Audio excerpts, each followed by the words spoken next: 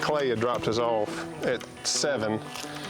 He goes on home, and he texts me within a minute of Cort shooting the deer and asked me, well, and I text him back, said, I don't really know, but you better come over here.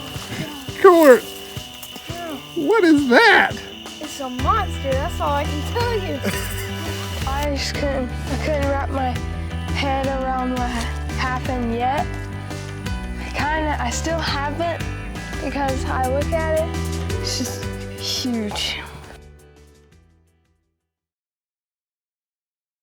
Late summer, end of July and all of August, this is close to our house, and we'd come out here, drive, and put out some feed, check the camera. We'd have to put out a lot, because they need it like that. This was right here. Lay it out in front of the camera on that tree. It was pretty simple. I named him Rudolph. I don't know why, but I did. We saw him at Christmas. Yeah. And then he came up with a name this year, didn't you? It was like Medusa. Medusa, yeah, that's what it looks like, Medusa. Actually, I named it Lucifer because he was taunting you for 8 months. It didn't seem fair. Well, the odds were kind of stacked against me.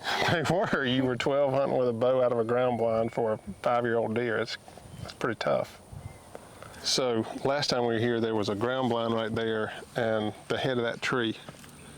And we had the camera on that tree.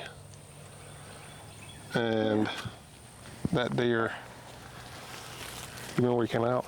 He came out at first, over there. Oh, that plum bush. Yep. He came out and looked dead at us. Did he look at us? I thought he was looking at something. Well, he was looking this way, and it was 40 yards, and you didn't have a shot. I wouldn't let you do that anyway. Nope. Then he went back in, and then I was mad at that point. I thought that was our experience. And then he came back out right there. Because I saw him the first time. Yeah. Well, no. He's coming. Yeah. He took about 4 steps and got behind that little tree, right where that emitter is. By that time we've gotten the crossrow up. You're doing it so slow. You're like.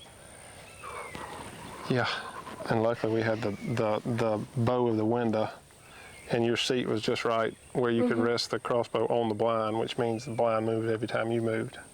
And he didn't really like it. He knew something was up. So he looked. But he didn't hate it enough. At us. And you kept telling me, shoot it. Yeah, shoot it. Shoot it. The tension had to break. Shoot it. He was there. I mean, it's a 4-inch tree. You could have missed the tree. I know. But that was the right call. And he took a step out. Glad you waited. And boom. Yep. So then he takes off. And Cort says he runs right, because I can't see. I can't see because the corner of the blind of that tree, I lose him when he takes about 3 steps. And we go to look for the air, I can't find that. And then we look for blood. And I knew he was hit hard, but I couldn't hear anything when he fell. So I'm looking down the wood line for blood and see nothing. And I said he ran down and went in. But what he actually did, you remember, he ran and then ran like out and then in. He came to us, which we figured out after we got the truck and were picking him running off, that he had come over. But we found blood down there about 50 yards where he went into the woods. He was there. He comes in front of these trees, and he comes in right there. We get the picture of him is when he's about right here. And he goes in right there. And he cuts in the woods right here. You absolutely boilermakered that deer. Cort, what is that? It's a monster, that's all I can tell you. Cort. Oh my God, I can't wait till pictures of this. Oh. I can't wait till all the... Cort, that thing ain't going anywhere. Oh gosh.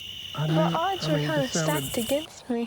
They were. You were 12 hunting with a bow out of a ground blind for a 5-year-old deer. It's pretty tough. But made it happen. You did. It was magic. One of those once Got in a pretty lifetime. lucky. I think it's your determination. If you hadn't been so after that deer, I wouldn't have been trying all this. I don't do a whole lot of hunting in September. It's too hot. But you wanted to. That's why we were here. In shorts. Yeah.